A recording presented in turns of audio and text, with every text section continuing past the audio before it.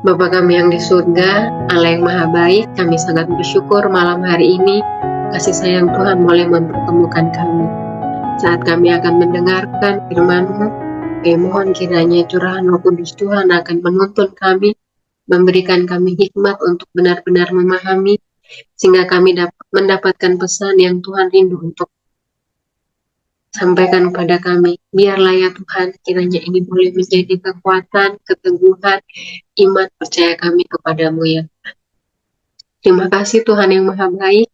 Ini doa dan seruan kami, karena hanya dalam nama Tuhan Yesus kami sudah berdoa dan mengucap syukur. Amin. Semoga suara saya terdengar jelas ya teman-teman. Sebuah sebutan menyatakan bahwa masa yang lalu adalah kenangan dan masa yang akan datang adalah harapan.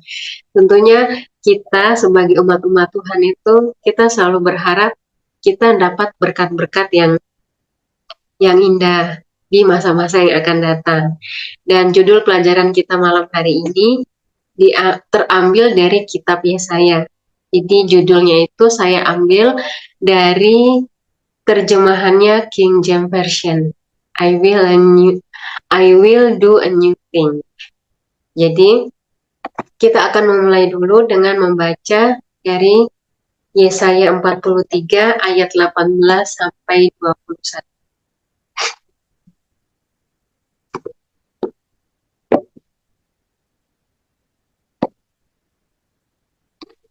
Firman-Nya, janganlah ingat-ingat hal-hal yang dahulu, dan janganlah perhatikan hal-hal yang dari zaman purbakala. Lihat, aku hendak membuat sesuatu yang baru, yang sekarang sudah tumbuh, belumkah kamu mengetahuinya? Ya, aku hendak membuat jalan di padang gurun, dan sungai-sungai di padang belantara. Binatang hutan akan memuliakan aku, serigala dan burung unta, sebab aku telah membuat air memancar di padang gurun dan sungai-sungai di padang belantara untuk memberi minum umat pilihanku. Umat yang telah kubentuk bagiku akan memberitakan kemasyhuran. Mari kita memperhatikan ayat-ayat ini teman-teman, karena ada beberapa hal penting yang akan menjadi perenungan kita. Nah, biasanya orang muda itu suka untuk memikirkan hal-hal yang akan datang. Tapi ketika kita menganjak dewasa atau telah menjadi tua, biasanya kita akan mengingat akan hal-hal yang telah berlalu atau hal-hal yang dulu. Nah, di ayat ini, di ayat yang ke-18, Tuhan mengatakan, janganlah ingat-ingat hal-hal yang dahulu. Janganlah ingat-ingat hal-hal yang dahulu. Pertanyaannya, kenapa? Nah, malam ini kita belajar dari kitab Yesaya. Dan Nabi Yesaya, kita perlu tahu, Nabi Yesaya hidup sekitar 700 tahun sebelum Yesus. Dan tulisan di dalam buku Yesaya, dalam firman Tuhan melalui Nabi Yesaya itu berisi nubuatan-nubuatan yang akan datang atau peristiwa-peristiwa yang akan terjadi kemudian. Nah, pada bagian yang pertama ini, Tuhan mengatakan kepada Israel, janganlah mengingat hal-hal yang dahulu. Kenapa jangan mengingat hal-hal yang dahulu? Padahal kalau kita melihat bagaimana perjalanan bangsa Israel dari keluar dari Mesir, pasti pada saat itu juga bangsa Israel mereka mengingat bagaimana mereka di bawah pimpinan Musa. Mereka dapat melihat bagaimana mujizat-mujizat yang Tuhan sudah buat. Mereka juga pasti mengingat bahwa bagaimana Tuhan membuat mujizat, laut yang ada di depan mereka itu terbelah, dan mereka berjalan di tanah yang kering. Bangsa Israel ini juga mereka pasti mengingat bagaimana roti yang turun dari surga yang disediakan Tuhan setiap hari di perkemahan mereka. Mereka juga pasti mengingat bagaimana Tuhan melalui Nabi Musa telah memberikan 10 hukum kepada mereka untuk mereka turuti. Pasti mereka mengingat hal-hal ini. Tetapi Apa maksud Tuhan dengan ayat ini mengatakan janganlah ingat-ingat hal-hal yang dahulu. Nah, kita juga sama-sama tahu ya teman-teman kalau bangsa Israel itu mereka adalah bangsa yang terkenal suka mengeluh. Mereka juga suka menggerutu, mereka juga suka memberontak,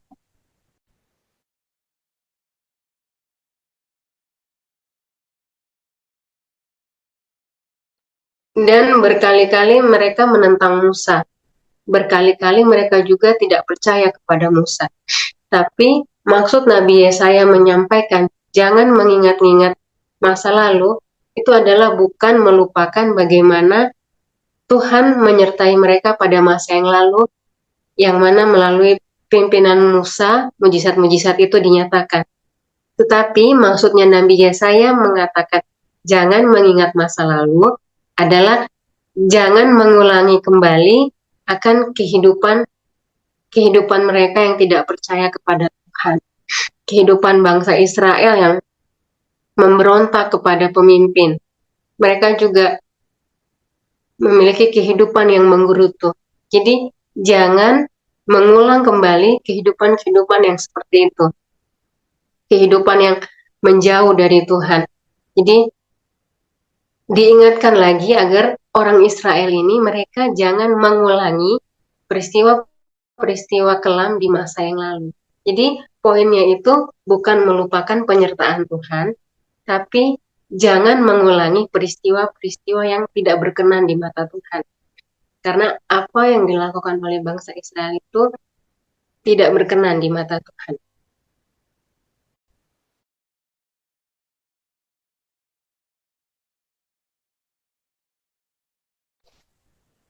Yang berikut, kita akan lihat apa janji Tuhan terkait dengan umat Israel ini. Kita akan baca lagi di ayat yang ke-19.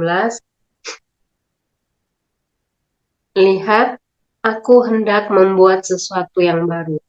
Yang sekarang sudah tumbuh, belumkah kamu mengetahuinya?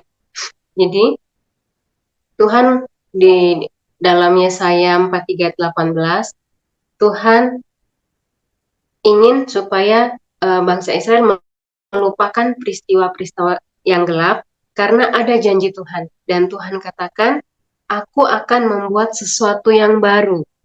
Nah, apakah sesuatu yang baru yang Tuhan buat terhadap Israel?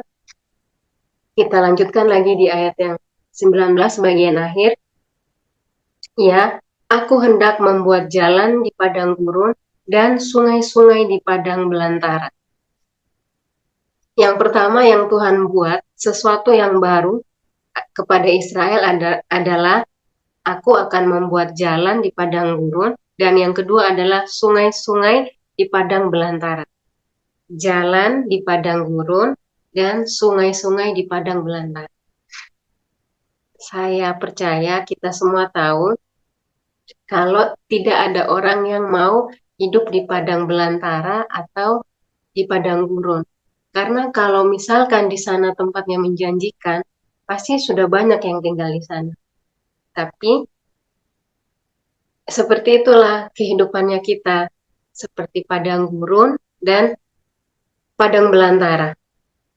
Seringkali juga kita melihat hari-hari yang akan kita lalui itu penuh dengan ketakutan. Banyak sekali kebimbangan. Ini kira-kira masa depan saya gimana ya? Ini bagaimana? Apa yang akan terjadi kepada saya? Apa yang harus saya lakukan? Melihat kondisi kenyataan di kota tempat saya tinggal ini seperti ini, kira-kira bagaimana? Adakah harapan? Kita tidak tahu apa yang akan terjadi besok karena semua itu adalah misteri. Tapi firman Tuhan malam hari ini menguatkan kita bahwa Tuhan melakukan sesuatu yang baru bagi bangsa Israel, maka Tuhan juga akan melakukan sesuatu yang baru bagi kita. Mungkin kita berpikir kalau masa depan kita itu seperti jalan yang tandus, seperti padang belantara. Kita nggak tahu harus berbuat apa. Kita tidak bisa untuk melihat apa yang akan terjadi. Tetapi jaminan yang Tuhan berikan kepada kita adalah walaupun di padang gurun, walaupun di padang belantara, Tuhan akan membuka jalan. Tuhan akan membuat sesuatu yang baru. Tuhan akan mengeluarkan air-air yang akan memancar di padang belantara. Jadi pertanyaannya sekarang, untuk siapa jalan itu? Untuk siapa air yang memancar di padang belantara yang tandus itu? Kita akan lihat di ayat yang ke-20. Sebab aku telah membuat air memancar di padang gurun dan sungai-sungai di padang belantara untuk memberi minum umat pilihan. Jadi Tuhan sudah membuat jalan bagi umatnya di tengah-tengah ketandusan kehidupan, di tengah-tengah padang belantara yang kering kerontang. Tuhan menyediakan jalan bagi umatnya. Dan tidak hanya jalan, tapi Tuhan juga memberikan air kepada umatnya. Teman-teman, di dalam ketandusan, di dalam perjalanan padang belantara di hadapan kita, sekali lagi, ini merupakan sebuah misteri, karena kita tidak tahu apa yang akan terjadi. Pasti akan selalu ada kekhawatiran, tapi ada jaminan Tuhan bagi kita malam hari ini bahwa Tuhan akan membuat jalan bagi kita, membuka jalan bagi kita. Sebagaimana Tuhan membuka jalan ketika Musa memimpin Israel, kita pasti ingat dengan kisah Laut Teberau, ketika mereka berada, mereka tidak bisa maju, ke kiri tidak bisa, ke kanan tidak bisa, mau berbalik juga tidak bisa, tapi oleh kuasa Tuhan, Tuhan membuka jalan. Caranya bagaimana? Tuhan belah Laut Teberau itu, lalu mereka berjalan di jalan yang kering. Tuhan selalu punya cara yang luar biasa untuk menolong umat-umatnya. Dan malam hari ini itu adalah jaminan yang sangat luar biasa bahwa Tuhan akan membuat sesuatu yang baru di dalam kehidupan kita. Tuhan akan membuka jalan dan Tuhan juga akan memberikan air kehidupan. Jadi ketika kita memasuki tahun yang baru, tahun yang penuh rahasia, kita tidak tahu banyak hal, tapi kita harus mengingat janji Tuhan ini, bahwa Tuhan akan membuka jalan bagi kita dan menyediakan air kehidupan bagi kita. Karena Alkitab sendiri juga memberikan jaminan, memberikan pengertian bahwa Yesus adalah jalan kepada kehidupan dan Yesus adalah air hidup. Jadi mari teman-teman kita memilih untuk berjalan dengan Yesus. Saya percaya pada waktu kita masuk tahun baru, kita mulai menjalani hari kita, ketika kita menjalaninya bersama Yesus setiap hari, jalan kita akan terbuka di padang belantara. Bahkan di area-area tandus sekalipun, Tuhan akan membuka jalan kepada kita. Ada rasa khawatir, ada rasa takut, tetapi itu tidak akan mempengaruhi kita. Karena di dalam hati kita, sudah kita simpan janji Tuhan, bahwa Tuhan akan membuka jalan dalam keadaan apapun kita, sehingga tidak ada kebimbangan, tidak ada juga kekosongan dalam hati kita, karena kita sudah memegang janji Tuhan yang kita sudah baca di dalam kitab Yesaya ini. Jadi teman-teman, berapa banyak di antara kita yang hadir saat ini, yang kita mau percaya bahwa ketika kita berjalan bersama dengan Yesus, kita menaruh kehidupan kita kepada Yesus, Yesus akan membuka jalan bagi kita di tengah-tengah ketandusan yang kita alami. Tuhan akan memuaskan dahaga kita. Kita harus percaya bahwa Yesus adalah jalan dan air hidup. Jika kita sudah percaya, kita sudah menyerahkan hidup kita ke dalam tangan Tuhan, lalu bagaimana respon kita? Nah, kita akan baca di ayat yang ke-21, umat yang telah kubentuk bagiku akan memberitakan kemasyuranku. Nah, teman-teman, saya dan teman-teman kita adalah Israel rohani. Kita sudah dipanggil Tuhan dari kegelapan kepada terangnya yang ajaib. Kita dibentuk oleh Tuhan menjadi satu umat pilihan, satu umat yang kudus untuk mendapatkan pemeliharaan Tuhan. Jadi di sini ada satu tugas untuk kita, satu tanggung jawab untuk kita. Setelah kita menerima berkat-berkat jaminan ini dari Tuhan, maka di ayat yang 21 kita harus memberitakan kemasyuran Tuhan. Kita buka di ayat yang sebelumnya, di ayat yang ke-30, masih di pasal 43.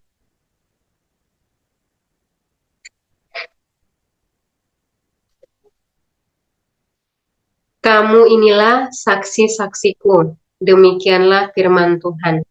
Dan hambaku yang telah kupilih, supaya kamu tahu dan percaya kepadaku, dan mengerti bahwa aku tetap Dia. Pertama tadi Tuhan katakan, kamu akan memberitakan kemasyuranku. Yang kedua Tuhan katakan, kamu adalah saksi-saksiku. Kita lihat lagi di ayat yang ke-12, di bagian ayat yang ke-12, akulah yang memberitahukan, menyelamatkan dan mengabarkan, dan bukannya Allah asing yang ada di antaramu. Kamulah saksi-saksiku, demikianlah firman Tuhan, dan akulah Allah. Dua kali dikatakan, kamu adalah saksi-saksiku. Nah, sebagai umat yang sudah dipelihara Tuhan, kita harus memasyurkan nama Tuhan. Kita harus menjadi saksi dimanapun kita berada. Jadi ketika kita sudah menerima berkat Tuhan, maka kita harus menyaksikan kebaikan Tuhan. Jadi itu juga menjadi kekuatan bagi orang-orang yang ada di sekitar kita. Jadi dimanapun kita berada, ke teman-teman kita, ke keluarga kita, ke orang-orang di mana kita tinggal. Jadi dimanapun kita berada, kita harus menjadi saksi bagi Kristus. Jadi mari kita saksikan kepada mereka bahwa di tengah-tengah ketandusan kehidupan, Yesus memberikan jalan dan Yesus memuaskan dahaga kita. Berkat yang luar biasa saya dan teman-teman alami di tahun ini, kita juga harus bagikan kepada orang lain, agar orang lain juga boleh memuji nama Tuhan. Jadi saya punya sedikit kesaksian di sini teman-teman, sesuai dengan pelajaran malam hari ini. Jadi kebetulan kami punya usaha kecil, jadi setiap hari itu kita selalu ketemu dengan orang-orang baru. Dan puji Tuhan, Tuhan itu selalu bawa orang-orang yang luar biasa. Jadi kita berbeda agama, tapi kita bisa untuk mengabarkan firman Tuhan. Jadi misal ada bukan tukang ya, ada Pak Gojek atau Pak Becak gitu. Misalkan mereka datang terus mereka bilang kayak mereka itu mengeluh, hari ini hujan, jadinya sepi. Gitu. Tapi nanti kita bisa bilang gini, nggak apa-apa Pak hujan, percaya Tuhan sudah sediakan berkat. Ya, kita bisa masuk dengan kata-kata menguatkan seperti itu. Jadi kita nggak bawa ayat Alkitab, kita nggak bawa doktrin, tapi kita bisa saksikan dengan kata-kata yang seperti itu. Kita bisa bilang, percaya Pak, Tuhan sudah sediakan berkat, pasti ada jalan gitu. Nah, kadang 2-3 hari mereka datang, terus nanti mereka cerita, kemarin loh Mbak, walaupun hujan, tapi saya dapat berkat ini, berkat ini. Nah, jadi kita bisa saling bertukar cerita di situ, kita juga saling menguatkan. Jadi masing-masing dengan keadaan kita, dimanapun kita berada, kita juga dapat menyaksikan kebaikan Tuhan. Dan janji Tuhan yang sudah kita terima ini, kita juga boleh dapat menguatkan orang lain. Saya percaya di tahun 2025 ini bukan tahun yang penuh dengan kekhawatiran. Sekali lagi, kekhawatiran itu pasti ada, ketakutan itu pasti ada, tapi kekhawatiran dan ketakutan itu tidak akan mempengaruhi kita. Jadi kita nggak bimbang, kita nggak ragu untuk berjalan di tahun 2025 ini. Kita harus selalu percaya ada janji Tuhan yang menolong kita, jaminan dari janji Tuhan membuat kita untuk yakin bahwa tahun 2025 ini adalah tahun yang penuh dengan harapan. Kita harus percaya bahwa sekalipun mungkin keadaan dalam hidup kita itu seperti padang belantara dan tandus, tapi ketika kita berserah pada Yesus, memilih untuk berjalan bersama Yesus, Yesus akan membuka jalan bagi kita. Dia tidak hanya membuka jalan, tapi dia juga memberikan air kehidupan bagi kita. Sehingga dengan pertolongan berkat Tuhan, kita bisa ketemu lagi di tahun yang baru. Kita percaya bahwa Tuhan akan memberikan kita berkat-berkat yang limpah, dan kita juga harus selalu percaya bahwa Tuhan yang sudah memberkati kita di masa-masa yang lalu adalah Tuhan yang sama yang akan memberkati kita di tahun yang akan kita jalani, tahun 2025 ini. Jadi semoga firman Tuhan malam hari ini akan memberikan semangat dan kekuatan bagi kita, dan biarlah ini boleh tetap hidup bersama dengan kita. Ketika kita khawatir, ketika kita takut, kita ingat bahwa Tuhan akan melakukan sesuatu yang baru. Tuhan punya jalan, dan Tuhan juga akan memberikan air kehidupan bagi kita. Terima kasih, Tuhan memberkati.